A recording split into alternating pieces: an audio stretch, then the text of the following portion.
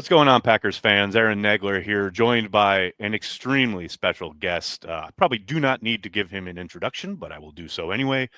Joined by Cliff Christl, the Green Bay Packers historian, a former newspaper man, now chronicling everything historical for the Green and Gold. Cliff, thank you so much for the time today.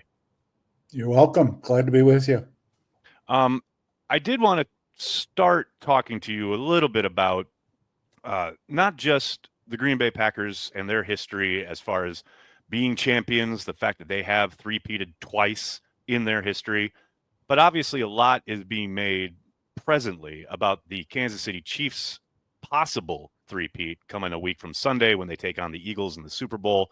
I know you've written a little bit about it for Packers.com. I'm fascinated with the two-parter piece that you put together earlier this season regarding the challenges facing all three of those teams and trying to gauge and judge and dissect the difficulty in doing so in each of those ages. And first off, I wanted to get your thoughts on that comparison. You know, I know there's no way to directly compare the eras and the difficulty per se, but diving into it a little bit, what did you take away regarding what the Chiefs are trying to do compared to what the Packers did the two times they three-peated? Well, I think, first of all, it's been tough to win an NFL championship at any point in the league's 100-plus history. I don't dispute that.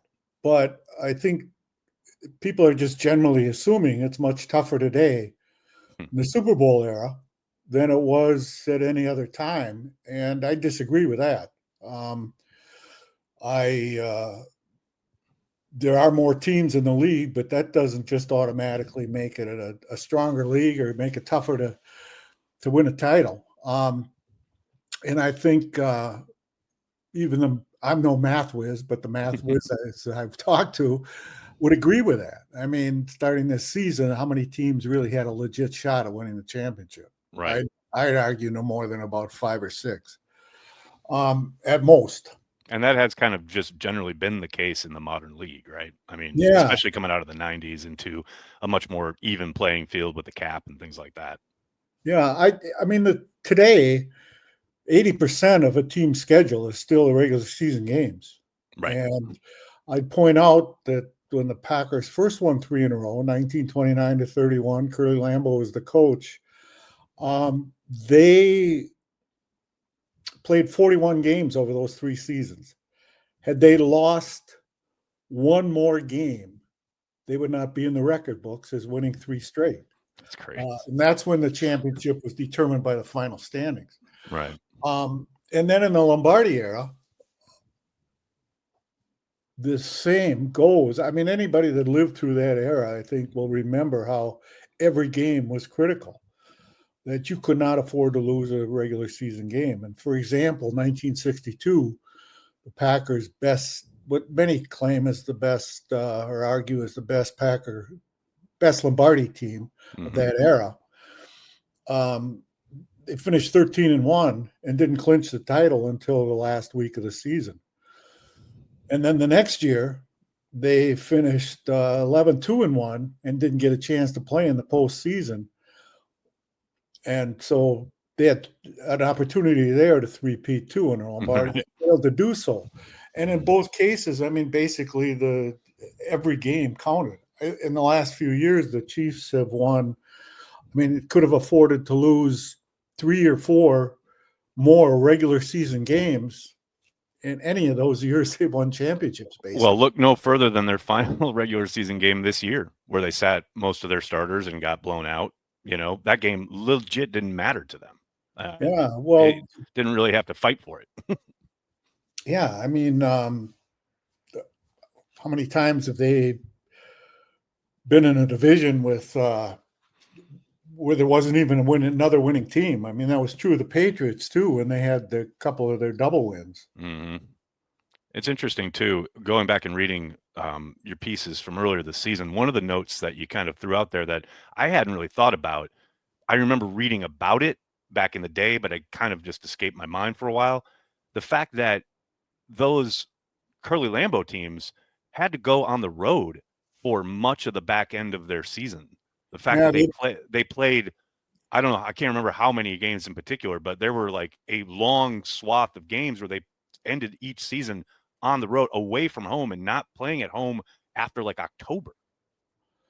Yeah, that was true. They'd go in an Eastern swing at the end of the year and play a handful of games, including usually a Thanksgiving game mixed in between two Sunday games. Or I should say, along with a Sunday game that week. 1932, the Packers could have won four straight, but they kind of folded at the end, and they blamed, or at least the Green Bay Press Gazette blamed in part the fact that they finished the season with a 32 game road trip out east, played the entire time on the road, and and as I said, they kind of folded at the end of the year and just barely lost the 32 title. It's just wild to me. And it's funny because one of the things that I keep hearing or seeing online when people try to dismiss what the Packers accomplished in both of those three-peats, right, was the kind of competition level and the fact that you mentioned just because there are 32 teams right now doesn't mean all 32 of those teams are incredibly talented. It's not like you're beating up on vastly um, better teams. But for me, I look at the thing that I always kind of come back to when I hear people talking about how difficult it is for the Chiefs. The fact that these guys back in both the Lombardi era and the Lambeau squads, um, I don't see this as a kind of condemnation when people talk about, oh, they had other jobs in the offseason and they weren't training the way these guys do. Well, one, they obviously are, products of their time. But two, if you gave those teams and those players and coaches everything on offer to these NFL teams today, I'm pretty sure they would take advantage of it. I can't get behind the idea of, well, because they played in the past, we have to minimize what they've done or accomplished. But it sure feels like, and I don't know, I'd like to get your take on this. It feels like the NFL maybe doesn't want to forget about it. Maybe sweep it under the rug is the wrong way to put it, but man, they do not highlight it or reference it very much in this modern era. Yeah, the NFL right now it seems like they've kind of ignore their history pre Super Bowl era. Right. It's like they've only existed since the 1967. They've never been very accurate about even recording their history, much less caring about it. Right. So, yeah, and I think you have to compare. I mean, it's difficult to compare teams at different eras. I mean, the linemen weighed 215 pounds when Lambeau won titles. They weighed 250 when Lombardi won titles. Obviously, they couldn't compete against 300 pounders today. But then again, who knows with the training today if they couldn't bulk What up they to would that be. size? Some of Exactly. them, yeah. Right. I very much agree there. And when you see this, and I know you referenced this, I believe, in one of your latest question and answers on Packers.com, but uh, does it make you bristle when you hear a commentator or somebody maybe online talking about, Chiefs going for history, the first three-peat? And it's weird to think that Packers fans are the only ones. I almost feel like a canary in the coal mine because, I don't want to be wagging my finger every time, but that's just not correct. And it seems, again, like the NFL has no check on this, and their broadcast partners constantly get this wrong. Yeah, I don't think anybody's really brought it up on the game broadcast in the playoff games Mm-hmm. over the past few weekends. That the Packers did win three straight. All they talk about is that the Chiefs can be the first to win three in a Super Bowl there. At least they qualify that. I mean, I've seen some write that. I mean, that the Chiefs will be the first to win three straight, as you said. I mean, all you have to do is look at the NFL record and fact book. Right now, the Packers hold that record, and even if the Chiefs win the Super Bowl, they'll still share the record. Absolutely. When you when we as a collective look ahead to this Super Bowl, do you think the Chiefs have done a good job? And I feel like they've done a pretty decent job of I don't want to say deflecting this talk. Obviously, they're aware of it. There's no doubt it's going to continue to get trumpeted and built up in the week leading up to the actual game. But it feels like the Chiefs haven't leaned into it this year. Like, I know we've, as a collective of fans on the outside, maybe media members, have talked about it quite a bit, especially Packers fans, because we are pretty protective of our history. But it doesn't feel like the Chiefs, at least publicly, have leaned into it very much. I'm guessing part of it is they don't want to provide billboard material for opponents, but That's fair. yeah, and I don't want to take anything away from the Chiefs. I mean, they're extremely well coached. Andy Reid's just outstanding, one of the all-time great coaches. But they have a huge advantage with their quarterback. No doubt. In the 24 seasons since 2000, teams quarterbacked by Tom Brady, Patrick Mahomes, and Peyton Manning have won half the Super Bowls. Basically, that tells me before the season even starts that Brady and Manning are no longer playing, so Mahomes is the only one left.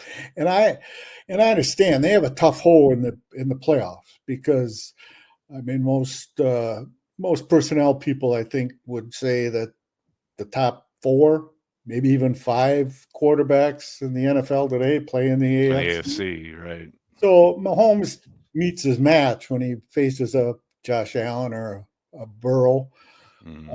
But they do have, I mean, they have the quarterback, and that's the name of the game in today's football. Yeah, and you mentioned Andy Reid, and it's fun. This is a bit off topic, but since I have you here, and I know you would at least have some kind of knowledge of this, mostly because the Chiefs are set up to maybe make history, and Andy Reid obviously came from Philly before Kansas City, but before that, as you mentioned, he was in Green Bay on Mike Holmgren's staff. Do you recall because I've been asked this a couple times now with the Chiefs' success and how good Andy Reid has become as a coach. Do you recall if there was ever any serious consideration by Ron Wolf when it came to possibly making him head coach in Green Bay? Because what I recall was that he was dead set on Ray Rhodes, and there was never thought of anything else outside of that. But you would know better than I would. You didn't interview him, so no. Right. And I think, and Ron will admit today, that's one of his biggest mistakes. Maybe his biggest, probably his biggest. I know he had great respect for Reid. He's talked to me several times about how Gruden and Reid were just workaholics and just had a great deal of respect for him as assistant coaches. There was so much attention, I think, paid to the fact that Sherman Lewis wasn't getting a head job and he was the offensive coordinator. I think that put Wolf in kind of a bind when he made that hire. Yeah, that does make sense. And like I said, it's easy to look back now at all the success Andy has had. He did have a 10-year proving ground in Philadelphia, and he kept bumping his head there, couldn't really close the deal, and now has obviously done so many times with Kansas City. One final thing before I let you go. With the draft coming to Green Bay this spring, and hopefully the Packers, not trading away their first round pick and having a selection, Kansas City, there's a decent chance, if they do win the Super Bowl and do get this three-peat on their mantelpiece, do you expect the Packers to do something to acknowledge it? Like the fact that welcome to the club kind of thing, or, maybe some kind of recognition of the Chiefs are here, they're picking 32nd, and we're in Green Bay, the only other, franchise to have three-peated, something along those lines. I'm not on the inside and know if there's been any discussion about that. I suppose that the commissioner might mention it. Who knows? Yeah. Well, I just thought maybe there's something in the air. Maybe you saw an email or something, but can't blame me for asking. I'm guessing that whoever announces the pick for Kansas City, whichever alum or guest they have doing that, right. I'm certain they'll mention that they are now 3-time champions. Wonderful. Well, Cliff, I cannot thank you enough for the time. Always a pleasure to talk to you. And obviously, we'll be linking to your work in the description of the video on our YouTube page. And I'll also be linking to Cliff's book, regarding the history of the Green Bay Packers. Cliff, before I let you go, I have to let you know that has become one of my most cherished possessions. The idea that you spent so much time diving into all of the nooks and crannies when it comes to the Packers history, but specifically all the work you did going back into the Green Bay Press Gazette archives to make sure you got it right. Myself, Packers fans everywhere, just this discussion and everything you do regarding the Packers and their history, I just want you to know it is incredibly appreciated by the fan base. Well, those kind words are much appreciated as well. Thank you. Appreciate the time, and we'll talk to you soon. All right. Take her easy.